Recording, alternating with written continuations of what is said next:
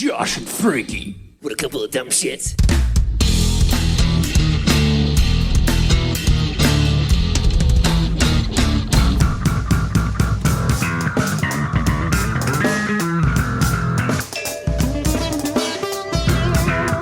Hello, primates! You found Primus Tracks. Congratulations. There are so many places to find Primus Tracks, but you found the best one. I am Josh. I am one of the hosts of Primus Tracks. He is on the 39th floor of Primus Tracks Towers, overlooking the Punch Bowl. It's Frankie Berestein. Hey, Josh.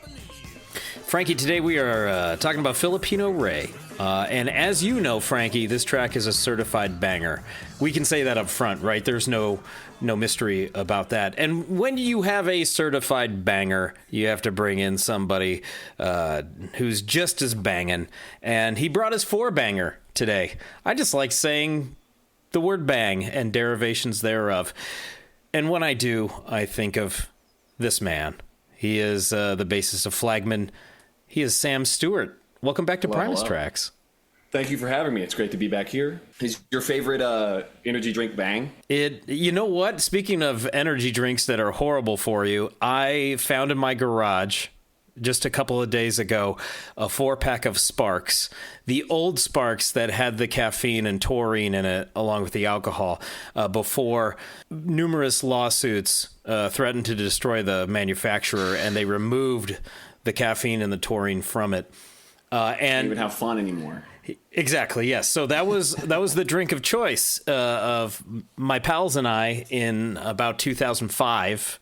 I bought a 4-pack of that about 20 years ago and held on to it, only to discover in my garage that this drink is so acidic that there were pinhole leaks in the bottom of the cans and they were all empty. So aluminum is not indestructible is the lesson there, I think. And the stuff that we put in our bodies, probably not the best for us. But when you're young and invincible, it doesn't matter. It's true. You made it this far. That's right. R.I.P. Sparks. How things going for Flagman, Sam? They're going well. We're in a bit of a... flux is not the right word. Is that the right word? Where you're kind of like, we're sort of in between things. I'm making all kinds of music. I moved across the country. Is that flux? You could call it flux. We're in flux. That's what we're doing. I'm going to say that. We were working on something secret, and then we have like a bunch of new demos we're working on, about 16. So wow. Yeah, I'm trying to get something out this year if we can. But as you know, everything takes 1,000 years longer than you think it's going to. So 100%. We'll see. Fingers crossed for some more Flagman this year. That's right. You guys just passed the 1-year mark for Taste Incredible. We did. That was yesterday on Flag Day. Yeah.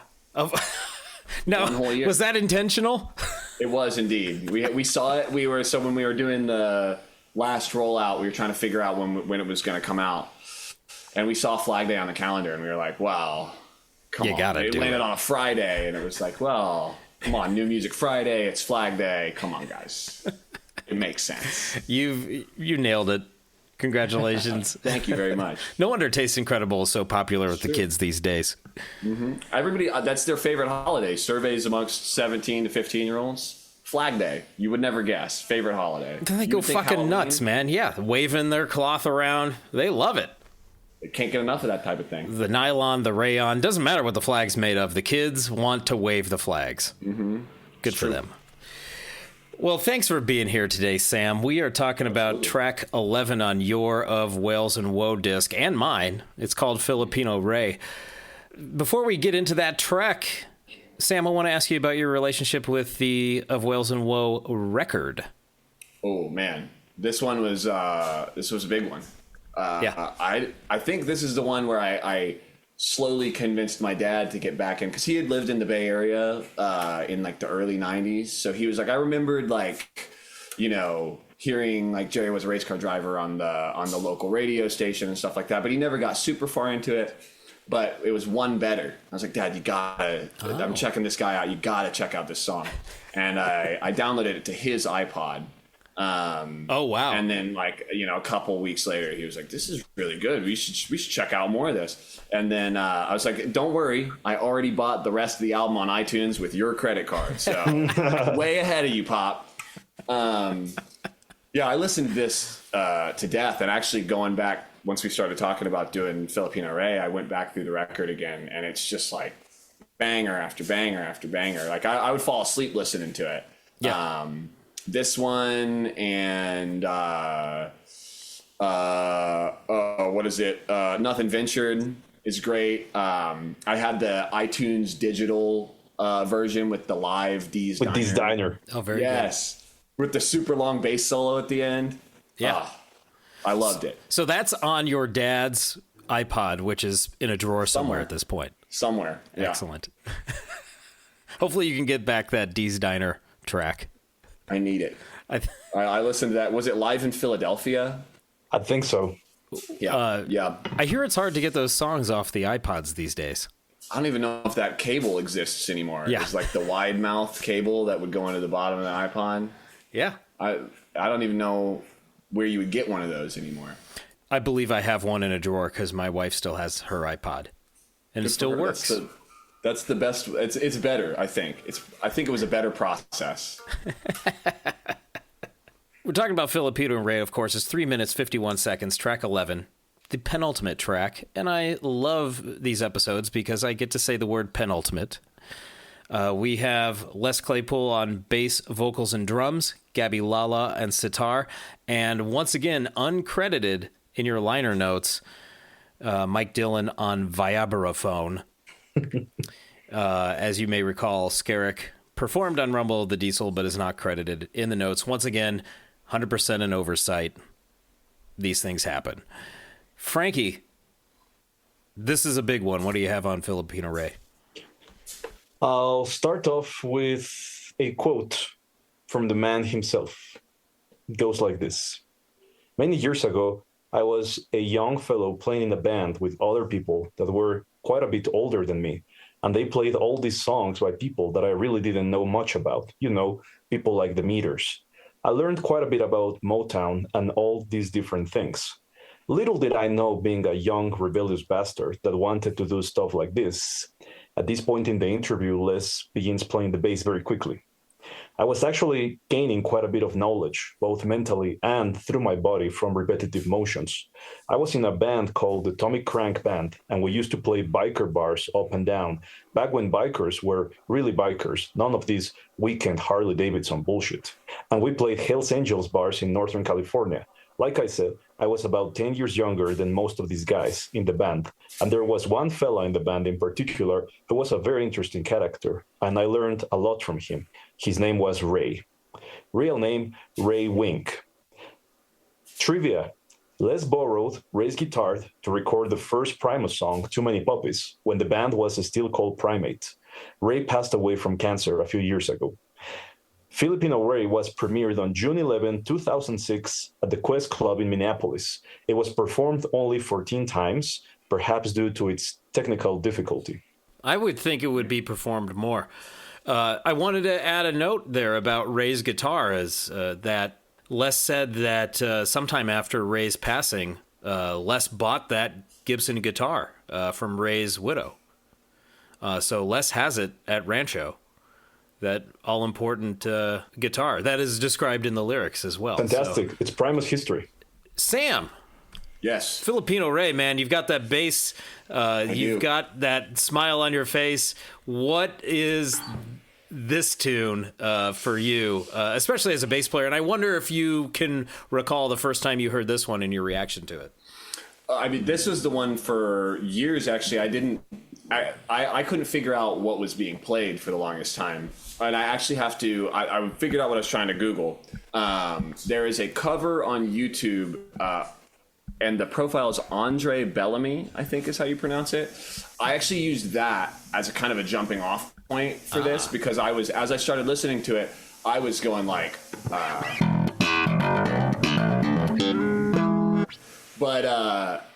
and as I'm listening to that, like the actual record, and I'm slowing it down and everything, like that's not right. Yeah. like, that just doesn't sound right. So this guy, Andre Bellamy, thank you, from 4 years ago, Filipino Ray main riff tutorial, if you're trying to find that out on YouTube.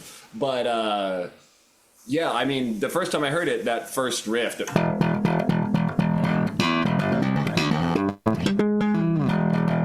it's like, start the track over. What was that?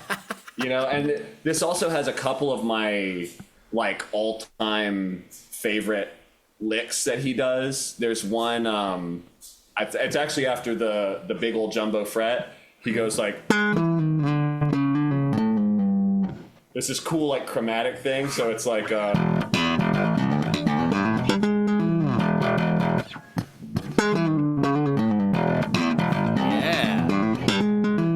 yeah, that one, and then at the very end, he's got that pentatonic, that thing. So he's all over it, this whole song. And also that, like, chorus bit.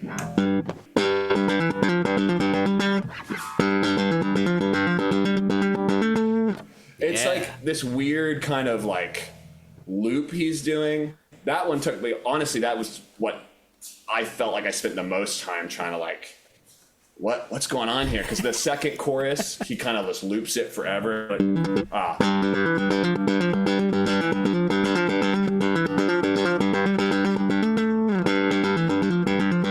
you know, and it's like, I don't know, it's this weird hypnotic rhythm, you know? Yeah. And since I heard it like 15, 20 years ago, I was like always kind of hypnotized by this song. Yeah. And also Whales and Woe. Some of his best bass tone. It's so like, I don't know, some tone heads out there. Let me know, how do you get this sound? Sounds like real compressed and like super crisp.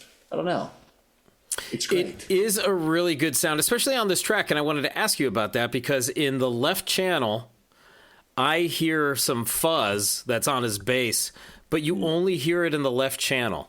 I haven't noticed that. All right, I'm quick. I'm going to play the first part of this here and see if you can hear it in those cans. I've heard, I remember when I first heard this record, just in that left channel, I heard this, but it's on the bass, and of course it's when he's playing notes, it's not just an ocean sound, but it's a really interesting fuzz. But I only ever heard it in the left channel here. Let's see if you can hear it in this moment.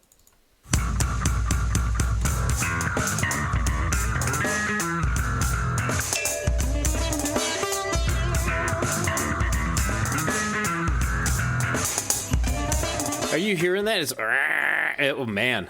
I'm not hearing it really. Okay. Not specifically in the left channel. Okay, that's where I've heard it for years, and I heard it there again. I'll have to. I'm going to take a deeper listen. Yeah, for sure. It's a really cool distorted fuzz that he's got going on, and it seems to be hard panned over here in my left channel, and then the cleaner tone that he's using is in both channels, and you can just really enjoy that. But that's something that was always a mystery to me, that he had that hard pan to the left channel, at least to my ears. I wonder what that would be. Have y'all gotten any? I want him to do a tone reveal for this album. Somebody asked Les, "Hey man, do you want to do a rig rundown for a record that came out 20 years ago?" His answer to me, I don't remember what I was doing then, But he's also been, as we know, fairly secretive of his settings and how he achieves certain aspects of his tone, and that's part of the mystery. We just talked to. I'm gonna mess with our timeline here. We just talked to a photographer named Jordan Kravitz, that episode will air after this, but he talked about that they have intentionally. He mentioned that they have intentionally, kept this air of mystery around the band, and we have certainly detected that ourselves, and that's in a lot of ways is by design, and I guess it extends to gear and settings from time to time too. So we may never get a straight answer. That's okay. We'll just have to. I love pondering too. So absolutely. When there will be a tell-all book, in 2062 that there's all these notes from the studio and board settings will be revealed. They'll finally get those lower centerfolds in the book. Yeah, I've been saving. Do you see that space on the wall right up here? That's what I'm saving it for, right there. There's a little tag underneath it. For Yes. Lure Centerfolds here. I used my wife's label maker, Lure Centerfold. Whatever. She'll get on board once they finally. When she sees them, I think she'll walls. appreciate them. She's one for fine art. Of course. It's all right that you don't hear what I hear in that fuzz. It's just something that's always mystified me. So the two parts that you played there, of course, the main lick is signature Claypool in that he does something really acrobatic and then leaves space for other instruments or improvisation or what have you. And then that second lick, I didn't realize he was just doing so much hammer-on and pull-off action there. And so when you were doing that and just kind of looping it, it sounded like something that somebody would just mess around with and then think, like unconsciously, right? Just be hammering on, pulling off, and then thinking, oh, this would work in a tune. Yeah. Yeah. And it seems like it's kind of... I'd be interested to check out some of the live cuts that they have, because it seems like it's a very... kind of open part, because you've got that sitar flowing, then kind of. I feel like it would be an easy tune to get lost during, when you're playing it live, and also just the lyrics are so, his delivery is so dramatic, as it always is. I do feel like it'd be real difficult to get all the intricacies of both sets, right? To give a good performance on the really theatrical vocals, and then also do all the acrobatics in between, Yeah, because he is doing that radio commercial voice, Filipino Ray, exactly. that. And I don't recall if it was either Gabby or Mike who told us that they had to rehearse this one a lot because it was very hard to play. Yeah. So not just for the bass player, but everybody getting locked in on this one. Okay. Yeah. It's certainly busy, and then there's also a lot of space, like you said. They leave tons of space in between things, too. And so that's a question I had for you, Sam. I guess it's just as easy to get lost in a busy tune as it is with a tune that's got a lot of open space. I honestly find it easier to get lost when you've got all that open space, because I'm hyped up. I'm drinking 5 cups of coffee. I'm always sparks. want to be up in front of the beat, So I'm naturally kind of rushing through stuff. So for me personally, when there's all that space now, that becomes almost harder, because you want to go, again, wanting 5 cups of coffee, right? I want to play every single note, and I find stuff that's really busy is kind of easier to keep, for me, going, because you don't have those pauses and starting and stopping kind of thing. Okay, yeah, sure. That makes sense. And it's not just counting, but you just have to be able to hit the post, I suppose, when you come back after that amount of space, whatever it might be. Yeah, and that's what I was talking about, where it seems like it could be a tune where it could be easy to get lost because it's so tight, right? Where the riff is starting and stopping, and then the hi-hats are, which is crazy that it's less on drums. I would have guessed Jay Lane or something. Yeah. But I guess that makes sense. He says he steals all of his drum licks from Jay. Yes, yeah, and this is probably one of his best pieces of drumming ever laid to record. For sure. It's really good. The hi-hats are just they're so good. And that's it. And of course, so he's communicating with himself as opposed to communicating with Jay. But it's an interesting place to put yourself into. I would imagine he recorded the bass first and then built the drum track off of that, and so he's communicating with himself while pretending to be Jay Lane. I was just wondering. I was I wonder in those situations, are you laying the drums down first, or where are you starting from? Yeah, that's another question I would love to ask him about this album in particular, because Frankie, you've found that quote where he said, "This is my megalomaniac album," where he did almost everything on his own. Maybe he had the bass lick in his head and was just able to lay down the drums first and then the bass part after the fact. Good. That's a good question. So with your experience writing and recording with Flagman, hearing Filipino Ray, this certainly is not a Flagman type tune with with the open space. So while you're learning this tune and modeling the bass parts, what are some things you can take away from it or apply to your own development as a player? Well, first of all, just learning all those little licks, right? All the, especially that chromatic one, is fun to kind of like. He's my favorite player, right? So it's cool to hear those like little intricacies, right, where he's putting things in. I mean, I think it does with all the space. It is a classic like. Rhythm section lesson of like you can leave space and that accounts for just as much of the groove as all the notes you're playing. I say it's a classic example. I'm sure most like classic bass players wouldn't think. They wouldn't think of that as like a, traditional bass line, right? It's a little busy for some people, but I think the juxtaposition between the two things, like it's kind of like a dynamics thing, like Nirvana is really good at the loud, quiet, loud thing. It's sort of the same thing, but he's leaving the space, and it grooves super hard. And I mean, it hits you right in the face with the right at the top, with that kick drum and hi-hat,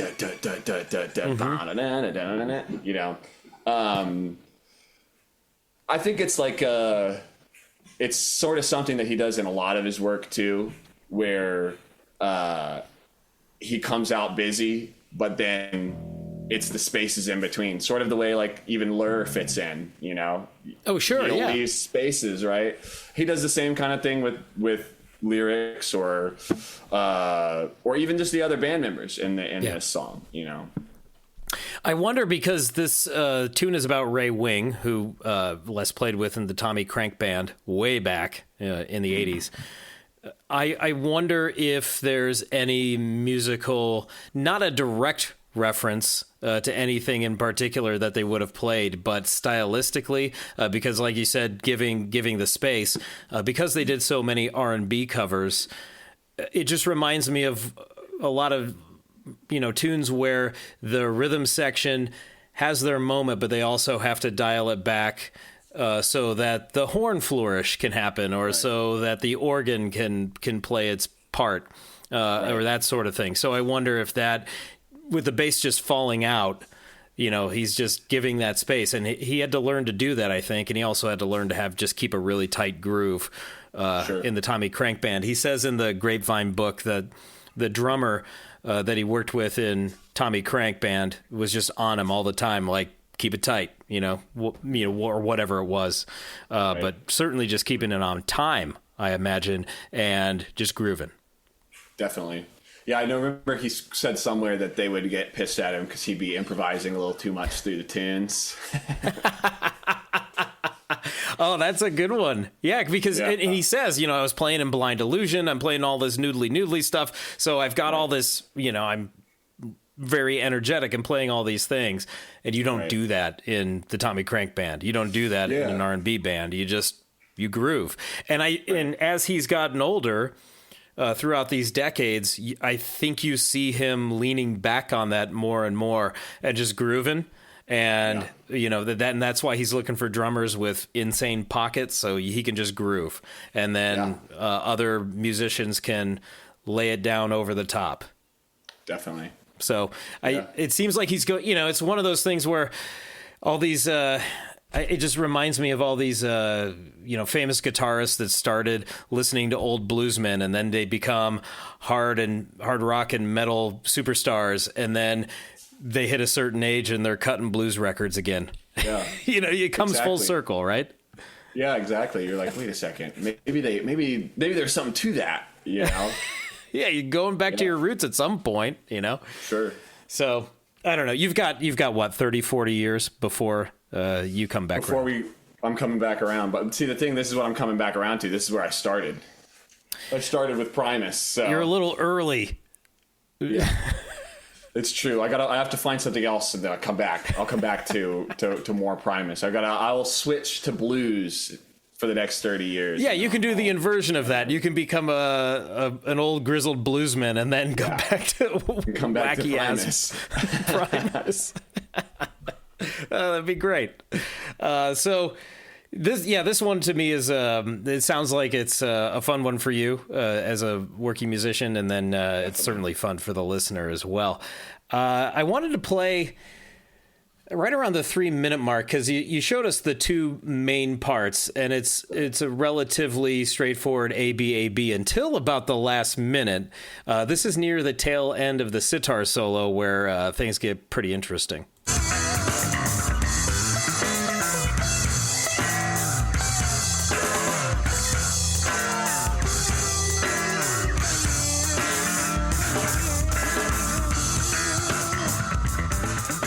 I like that interlude there.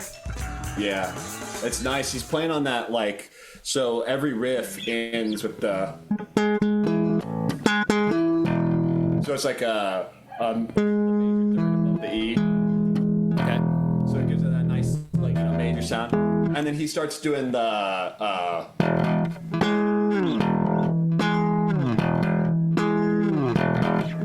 And there's a couple other parts in it where I think it's before one of the verses. He does the like,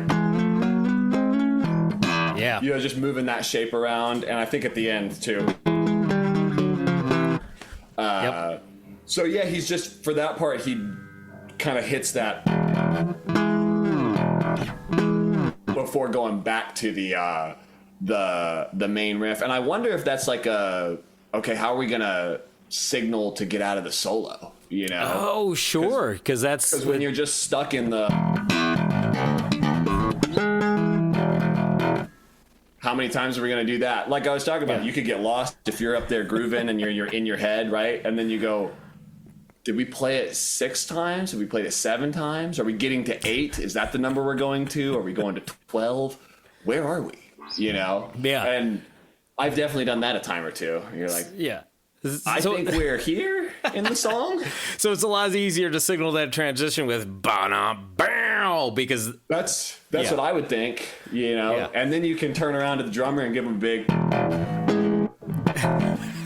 you know, here we go. We're going back, you know. That's some world-class emoting too, on the bass and in the face. Yeah, you've got to give him the. That's the band leader transition. Yes, exactly. Just move. Just when I do this, that's the downbeat. It's real professional. Very, yeah, and it's you see it. That just that guitar neck down. You know, exactly. Everybody knows what that means. Mm-hmm. It's the unspoken language on stage. The other thing I wanted to point out there in that interlude is Les is really letting the crash cymbals have it when he normally doesn't.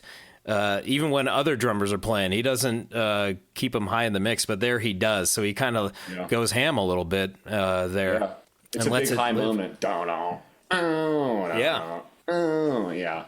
And it's not it's not a dramatic moment, but it is particularly percussive and somewhat heavy, and then moves us, back to the main lick and careening towards the end of the track, I suppose, where the vocals get just a little bit more cartoony, and all over bourbon and coke, and we're out. So I was surprised too when I looked at the timestamp, 3 minutes 51 seconds. For some reason in my head I had this as at least 5 minutes on the record, but it's fairly brief. Yeah, it's pretty tight. Yeah, and I know Flagman songs barely crack the 2 minute mark, so you must really. Actually, I'm just making that up. I don't know if that's true, but it's true for the most part. Yeah, do you guys keep it fairly brief? We try to. Yeah, in the war for people's attention, when you're like, hey, do you want to check out my 14-minute long prog song? They're like, hey, pass. So yeah, the kids these days, they're not the young folk aren't listening to the Iron Maiden epics like they were 40 years ago. There's too many things vying for people's attention. Yeah. This is the TikTok version of music. Scrolling through it, That's Well, what we're it's designing it for. You're responsive to that trend, though, and that's important. Sure. I mean, it's the classic. You hear the legacy bands when they're like, nobody listens to albums anymore, and it's like, well, people do. They just don't want to hear your 19th album of 22 songs that's 2.5 hours long, 25 years past your prime. Yeah. Well, and it's funny you raise that point, because Les has even said that, we'll just do a few songs a year and tour on those. Because the album is more or less done for. And then he said that around the Conspiranoid time, and then around the Desaturating 7, he said, you don't need to make an album that's 55 minutes. All my favorite albums are half hour long, and he made a 34-minute record. So there's a couple of different points of view there, or perspectives that one could take. And I think, not to get too far into it, but I think the CD is what did us in. The CD, I think, started the because everybody started putting out, like, Tool was like, we can put 89 minutes of music on the CD. We're going to put 89 minutes of music. And that's great when you have Lateralis, right? But not everybody was putting out Lateralis, know? And I think it's the human urge just to fill space. If there is space, a person will fill it. So if there's an empty room, it will have all, the next day it's full of furniture. If you have 76 minutes and 59 seconds or whatever it used to be for the limit of a CD, a band will fill it. Metallica just reissued Load, which went all the way to the end of the CD. It went to capacity. And that's a great example, I think, of a record that you could fill the entire thing, but you don't have to. But should you? It's actually kind of the same thing that we were talking about with the spaces in the song, or like being a bass player, right? That's typically the traditional thing, right? They want you to, same reason the drummer is getting on less, because, hey, keep it tight, play only what you need to play, right? Serve the song, whatever. It's the same kind of principle. It's very easy to fill the space, like you said. Well, we can put an hour of music on the thing, so we should put an hour of music on it. It's like, well, but is it all good? Is it worthwhile? Yeah. Right. Is it going to capture people's attention? And I think that, then plus, everybody's got a billion things going on. All of a sudden it becomes less attractive to be like, cool, the album's 80 minutes long. Yeah, for sure. And it makes me wonder how many of these records that, came out in the vinyl era that were 35 to 40 minutes long, did any of them actually have filler on them? I can't think of too many examples off the top of my head where there was just a 40-minute album that had a bunch of skippable tunes. Plus, it'd be a lot harder to skip them on vinyl. Yeah, that's the other thing, too, is it's hard to skip. Yeah. You got to think about, like, the longer it gets, the less quality you have, right? Your bass response goes down the higher you go lengthwise. And then also... people back, there was less to do, right? It's like, okay, I'm gonna sit. This is what I'm doing now. I'm gonna put on an album and I'm gonna sit down and I'm gonna listen to it. Hell yeah, that sounds nice. Doesn't it? It's great. I try to do it as often as I can, But yeah, once it gets relegated to, like, I put on Spotify Shuffle on my commute to work, and that's like the space that it, music occupies for a lot of people. Then the demand for like cohesiveness of an album starts to kind of drop off. Yeah, and I think it loses. I'll get off my soapbox so we can go back to. Yeah, that's all right. No, I think it loses a little bit of the magic when it's just in the car. But like being able to sit down, even with the digital album, just being able to sit down and listen to it without any distractions or minimized distractions is rare. I was thinking that in the 90s, a lot of bands were doing is that they were filling the CDs, but some of the tracks were not even actual songs. They were just like vignettes or snippets. Space Farm. That amounts to filler, right? Gosh, a lot of the 90s rap and hip-hop records I liked all had skits and interludes, and I was like, all right, they're kind of funny the first time through or entertaining the first time through, but I'm like, I already know the punchline. Click, I want to hear the next song. Like, for sure. I always would hate when they would be in it's not a separate skit from the song. It's like the first 2.5 minutes of this track is you gotta like slide it to the right spot to like I just want to start the song. Yeah, I like the song. This skit sucks. Please. Yeah. For sure. Yeah, the acts that were kind enough to make them separate tracks have my eternal gratitude and respect. Yeah. Let's talk about these lyrics, Frankie. Filipino Ray. They're about his pal Ray Wing. So we know that in the Grapevine book, Les says some of the kindest people that he ever met were the dudes in the Tommy Crank Band, and he speaks glowingly of Ray Wing here, which certainly shows his respect and admiration for the guy. But he mentions always has a blonde, freckle-faced lady dangling from his sleeve. Tommy Crank Band, very popular with the ladies, less mentioned in the book. And Filipino Ray played an old Les Paul, big old jumbo fret. We've got a photo of that on the Instagram, and we're going to recycle it for the post for this episode as well. There's a great photo of Ray playing that jumbo fret and Les right next to him, a very young Les standing next to him, that I cribbed from the Tommy Crank Facebook page. Them biker girls squealed when he'd flip his hair back, step up to the mic and croon. So a lot of this is obviously Les's experience, but also Ray's quick with a tale or a joke, lend you his ear, especially if you buy him a fresh bourbon and Coke. So that bourbon and Coke must have been his favorite drink, must have been always in his hand before, during, and after the show, I imagine, which is a great image. And I like that that's a repeating symbol or a motif in this set of lyrics, that bourbon and Coke. I like this. Ray had seen his fair share of demons and many days of black, but when he picked his guitar and sang back to the bar, he pissed the monkey off his back. I think that's a great set of lines. Just like everybody else, he's got his problems, but when he's performing, he's happy as hell. Yeah. And that's, a lot of people use music. Everyday people use music to do that, but even musicians use music to do that too, which is certainly, I think, what he's getting at here. And he's just, Les just loves this guy. Calls him a smiler, quick with a tale or a joke. He must have been something else to behold on stage.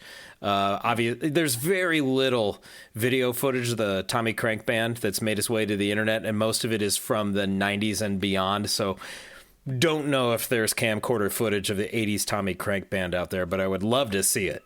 Just because this is the second guy Les has utilized for lyrics. And, of course, Tommy Crank is Tommy the Cat. And Tommy Crank was quite the ladies' man, too. So there's that connection. And then here's Ray Wing, that the next guy in line here. So I do wonder if anybody else in the band is going to get the lyrical treatment at some point. I can't remember the name of the drummer. It's in the book. Dave Height, I think, is the drummer that Les references was always getting on him to do it right. Tighten up. Yeah, tighten up, or just groove on it. Don't go crazy. Yeah. Certainly a formative experience for Les in a lot of ways. When we have these lyrics about real people, I'm always fascinated with how Les interprets his interactions with them or his perception of the person. And it's clear to me he's got nothing good but good things to say about Ray. And that's about all I have to say about that. I would love to see video footage, though, of Ray Wing. It is really difficult even to find information on this Ray Wing through internet searches. There's very little out there, and apparently there are dozens of Ray Wings. So you have to be really specific with your search terms, I suppose. But I would love to know more about Ray Wing.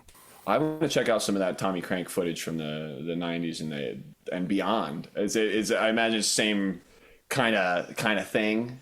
Yes, like a lot of the similar music. Yeah, there is an anecdote in the book where one of the guys in the band was pushing them to play more contemporary tunes, and they had to play John Cougar Mellencamp songs every once in a while. Les was not thrilled. But the footage of the Tommy Crank Band that's on YouTube is the quality is hit and miss, but the musicianship is great. Good band. So in that last verse, I always took it when he says it's been 5 years since this guitar man since he rolled up his sleeve. Yeah. Do you think that's like since I always took it as like, did he have to quit doing music? It sounds like he kept doing stuff with the band. I always interpreted it as there was some kind of because he mentions he'd give you the shirt off his back over the bourbon and coke at the end. I was always wondered, when I heard it as a kid, it was like, okay, so what happened to Ray? Did the bourbon and coke get the better of the musician, or I didn't know if that's where those lyrics were going. And I'm not clear on it either. And I don't want to speculate, because when I hear Les Claypool's lyrics say somebody rolled up their sleeves, I'm thinking, oh shit, they're going to inject something into their arm. That's what I mean. It's like something's gone, and he's giving the shirt off his back for the bourbon and coke. I'm like, oh, have things gone wrong here? But it sounds like it sounds like things were okay, at least into the 90s and 2000s. I think the give you the shirt off his back is, I'll help you out, just buy me a bourbon and coke. Because I always, my line, I have a truck. I'll say that again. I own a truck. And so my line for years was, yes, I will help you move. Just buy me pizza and beer. Right. So I think that's the spirit of that stanza. Sure. And the rolled up his sleeve is a mystery because we know so little about Ray. And in the way, like Les talking about him and mentions him in the book, it sounds, like you said, more like it's admiration than like sort of a tragic figure. Yes. But again, like you said, in Claypool lyrics, when you hear like, oh, there's a character, it's centering around a character. There's probably some sort of tragedy. Yeah. You're just bracing for that next part or the other shoe. The dark turn. Yes, there usually seems to be one. Yeah. And this one, not so much, which is great. And I think he's worthy of a song, just given his, what he did for Les over the years. Musicianship wise, loaning him the guitar so Les could record Too Many Puppies, which is fascinating in and of itself. Yeah. It's time for Primate's Takes. If you would like your take on the track up for discussion read on the podcast, all you have to do is go to patreon.com/Primus Tracks. There are many tiers of support there, but the universal constant is this feature right here. Let's see what the Primatrons have to say today about Filipino Ray. Marcus Mayall says, since the bass is obviously rad, let's comment on the great drumming with excellent hi-hat work by Les. Also, the bass drum tone is really something to be envied. Not an easy drum track to play. If you listen closely, there is a really complimentary ambient vibe playing by Mike. Gabby's sitar always ties everything together. I really enjoy this jam. Matt Ray says, one of Les's best bass lines. It has the same chaotic vibe as the Girls for Single Men riff. Eric in Australia, our resident curmudgeon, says, I like bass, and this song has bass. Thank you, Eric. And finally, John Shreve says, it makes me want to get sick from eating too much lumpia. Fun song. Sneaky Filipino cuisine reference, John. And those are our Primates takes for Filipino Ray. Live cuts. A jam vehicle. Live cuts. The jam vehicle. Live cuts. What's going on here? I'll tell you what's going on here, disembodied voice of Tim Soya. It is live cuts time. Frankie has gone through his trove. He has rifled through thousands of hours of recordings, and he has found 2 exemplary performances of Filipino Ray out of the 15. So he actually, Frankie, you destroyed the mystery when you revealed that there are only 15 performances. 14. I wanted everybody to believe that you were just combing through thousands of hours of footage, but actually he just picked 2 out of 15. But they are quite nice. Our first live cut of Filipino Ray is from Frankie's fictitious box set, Whales Live Sessions. I have no metadata on this. Please direct the all. The metadata is Primus. Please, yes. It does say artist Primus, which is actually irritating to me. And then the people listening that want to know where this is from are even more perturbed. But we're going to hear a lot of parts of this cut, including a little story about a hot dog. So that's got to be the guy. It's not the sausage queen or duke or, prime minister. It's the sausage king. So I got me a sausage king dog, and it was this big phallic-looking thing stuck in a bun with a bunch of onions on it. And I covered it with all kinds of shit, and I ate that son of a bitch right down. And I'm not trying, I don't want to, imply anything, but I think there may have been peyote in that dog because I'm feeling a little unusual this evening. So now you know that it's a super special performance of Filipino Ray. Let's hear a part of it.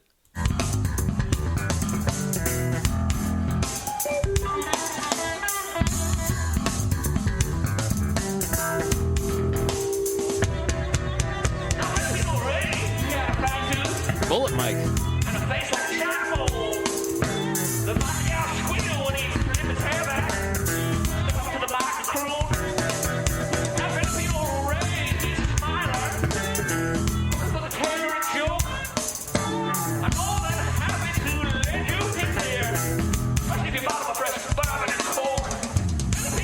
Is he cheating a little bit? It sounds like it. It sounds like he's kind of approximating some of the parts. Kind of like when they've done DMV live. Yeah. He's kind of, it's the vibe, Right. Yeah, it sounds like he's leaving something out or playing a more simplified version of it. Yeah. The hot dog story gave it away. This is Roxy 2006. Good. Actually the mob with the torches is turning around and going home. Thank you, Frankie. Yeah. Appreciate that. Let's move forward to, and Frankie put this in all caps, Viagraphone. This is a nearly 8-minute rendition, but that includes the hot dog story, but they still jam it out. Let's hear some Mike D. Oh, they brought it down.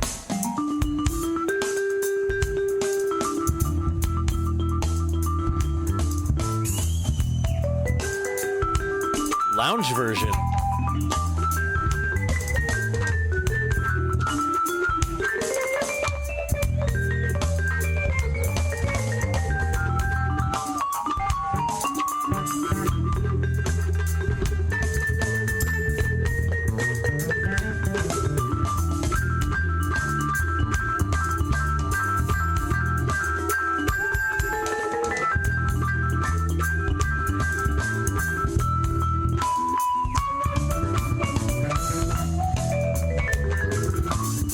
Like the Bob Cock and the Yellow Sock version of Filipino Ray. That's outstanding. Yeah. I love that. I was actually, when we were first talking about it, I was like, I wonder if they're going to jam on this at all, or if they're just going to play it straight. I like that. I'll have to check out some of these other cuts. Yeah, I really like that variation. Yeah. I like that lounge version for sure. Our second live cut is from July 8th, 2006. And this one is Mike D, Gabby, Paolo, Scarrick, Les. Frankie's notes say we should play the intro for Uber Cringe. Uber Cringe. Hello?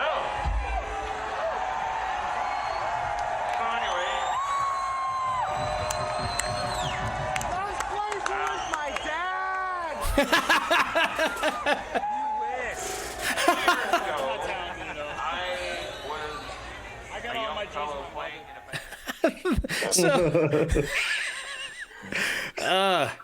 The reply of "you wish" is so satisfying. Very good. I got all my jeans from my mother. Oh man, crowd's having a great time. Those are the best live cuts. There was some Brown album era one that I was listening to where whoever was recording, their friend or someone nearby was sounded pretty drunk, and they were just going on and on. They had a full conversation in the middle of one of the songs. Oh, yes. Frankie's shaking his head. It's his number one pet peeve. Can't stand it. It's always the ones that have great audio quality, too. Of course, yes. This is the best sounding recording, so somebody's going to scream over Golden Boy or whatever. It's right? Brain playing Nature Boy or like Beaver. Like, I got to hear this. And then some guy's like, dude, we got to... we got to hit the parking lot. Oh, exactly. Let's move forward to 4 minutes and 20 seconds. Frankie, you slide dog, for some Gabby Lala.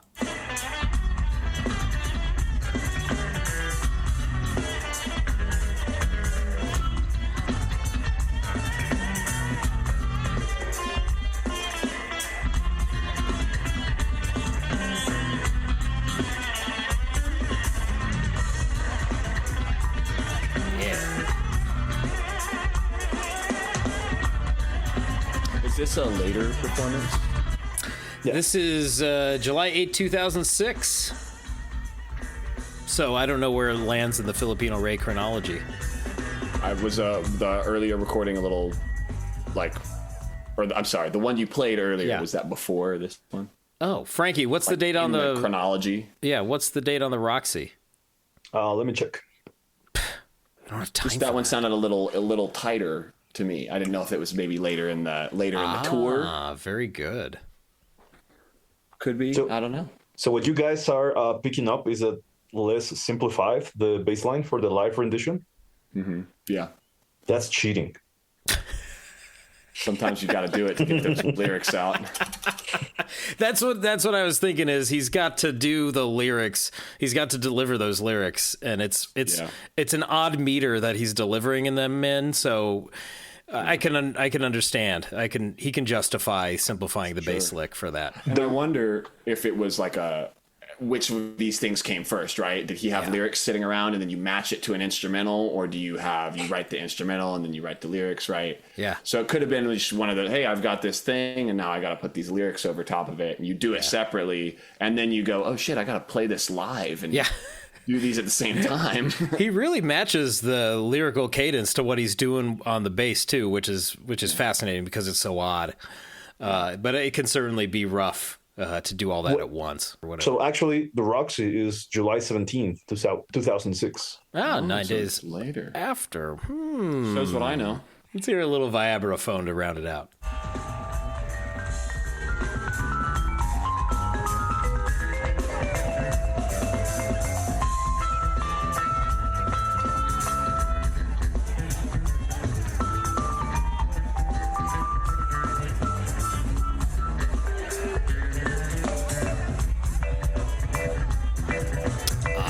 Yeah.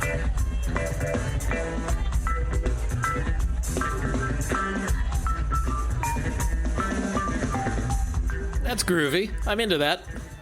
That's fun. They're grooving. Wow. Thanks for those live cuts, Frankie. Filipino Ray went in directions I would not have imagined. You're welcome.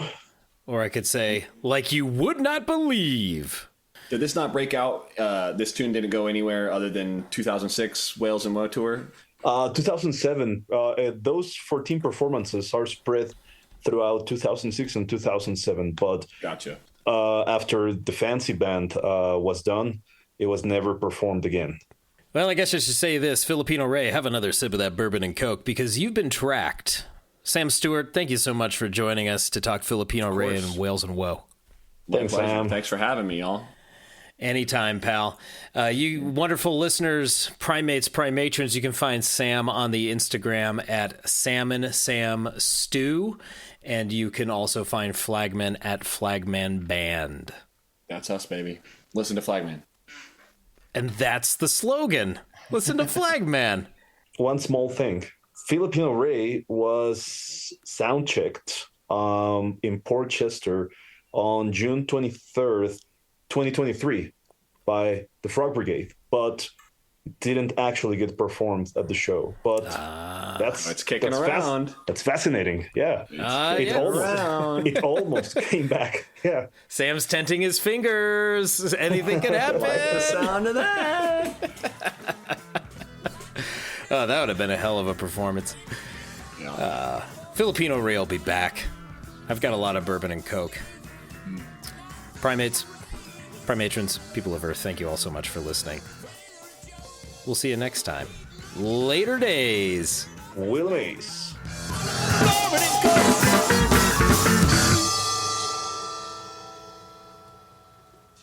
Ready to make a real impact every day? Join the Active Day Home Care team and help clients maintain their independence in the comfort of their own homes. Make a difference in someone's life as you provide essential daily assistance and protect their health and happiness. Earn up to $20 an hour and enjoy additional perks like optional daily pay, 401k, paid time off, ongoing educational training, and more. Join a team that values care, compassion, and your professional growth. Visit activeday.com to apply.